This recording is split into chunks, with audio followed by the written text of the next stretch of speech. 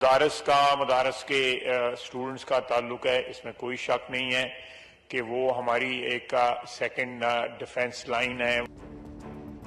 पाकिस्तानचे संरक्षण मंत्री ख्वाजा आसिफ यांनी संसदेत केलेलं हे धक्कादायक विधान। इसमें कोई शक नहीं है कि वो हमारी एक सेकंड डिफेंस लाइन है। मदरशांमध्ये शिकणारे विद्यार्थी म्हणजे आपली दुसऱ्या क्रमांकाची संरक्षण फळी असल्याचं आसिफ यांनी म्हटलंय। आसिफ यांच्या विधानावरून पाकिस्तानमध्ये गदारोळ माजलाय। शस्त्रांऐवजी स्वतःच्या बचावासाठी मदरशांमध्ये शिकणाऱ्या विद्यार्थ्यांना पुढे करते, यावरूनच पाकचा खरा चेहरा समोर आलाय। मदरशांच्या नावाखाली पाकिस्तान दहशतवादी छावण्यात चालवत असल्याचं या वक्तव्यावरून सिद्ध होतंय। काय म्हणतात पाकचे संरक्षण मंत्री, पाहूया।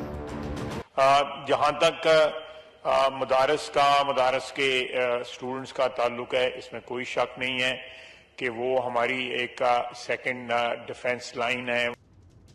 भारताच्या प्रत्युत्तरानंतर सीमेवरील 1000हून अधिक मदरसे बंद करण्यात आले। गरज पडल्यास युद्धात मदरशांमधील मुलांचा वापर करण्याचा पाकचा डाव आहे। भारताच्या हल्ल्यादरम्यान संरक्षणासाठी मुलांचा वापर करण्याची पाकची रणनीती आहे। पीओके मध्ये असलेल्या छावण्यांमधून मुलांना प्रशिक्षण दिले जाते। नियंत्रण रेषेच्या जवळ ठेवून त्यांना भौगोलिक परिस्थितीची जाणीव करून दिली जाते।